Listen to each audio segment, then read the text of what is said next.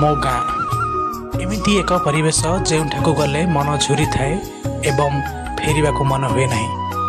ମନେ ପଡ଼େ ଗାଁ ଆରମ୍ଭର ଠାକୁରାଣୀ ମନ୍ଦିର ମାଙ୍କର ସେହି ଦିବ୍ୟ ଦର୍ଶନ। ଗାଁ ମଝିରେ ଶୋଭା ପାଉଛନ୍ତି ଶ୍ରୀ ଶ୍ରୀ ପ୍ରଭୁ ଗୋପୀନାଥ ସ୍ୱାମୀ। ଗାଁର ପାହାଡ଼ ଉପରେ ବିରାଜମାନ ମା ମାଛ ଖାଇ ଦେବୀ ଏବଂ ଗାଁ ପାଖରେ ବିଦ୍ୟାଳୟ, ସେହି ବିଦ୍ୟାଳୟ ପାଖରେ ରହିଛି ଶ୍ରୀ ଶ୍ରୀ ବାବା ଭୁବନେଶ୍ୱର ମହାଦେବଙ୍କ ଭବ୍ୟ ମୂର୍ତ୍ତି ସହିତ ଏକ ସୁନ୍ଦର ମନ୍ଦିର। ତା ସହିତ ଶୋଭା ପାଏ ସେହି ଶନିଶ୍ଚରଙ୍କ ମନ୍ଦିର ଆଉ ଜୟବୀର ହନୁମାନଙ୍କ ମନ୍ଦିର।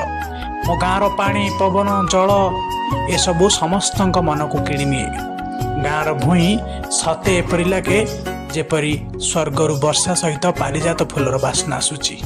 ମୋ ଗାଁର ମାଟି, ମୋ ଗାଁର ପାଣି, ମୋ ଗାଁର ପବନ, ମୋ ଗାଁର ବିଦ୍ୟାଳୟ, ମୋ ଗାଁର ମଉସା ମାଉସୀ, ଭାଇ ଭଉଣୀ, ଛୋଟ ପିଲା ସମସ୍ତଙ୍କର ମୁହଁକୁ ଥରେ ଯଦି ଚାହିଁଯିବ ତେବେ ମନେ ପଡ଼ିଯିବ ସେଇ ସ୍ୱର୍ଗର ସୁଖ ପ୍ରାପ୍ତି ହୋଇଗଲା ପରି।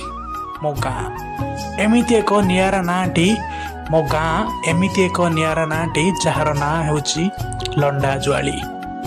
ଆସନ୍ତୁ ମୋ ଗାଁକୁ ଥରେ ଆସନ୍ତୁ। ମୋ ଗାଁର ପରିବେଶ, ମୋ ଗାଁର ମାଟି, ମୋ ଗାଁକୁ ବୁଲି ଯାଆନ୍ତୁ। ମନେ ପଡ଼େ ସେ ଶିଶୁ ଉଦ୍ୟାନ ଦୋଳି ଖେଳ କଥା, ମୋ ମନ୍ଦିର ପାର୍କ କଥା।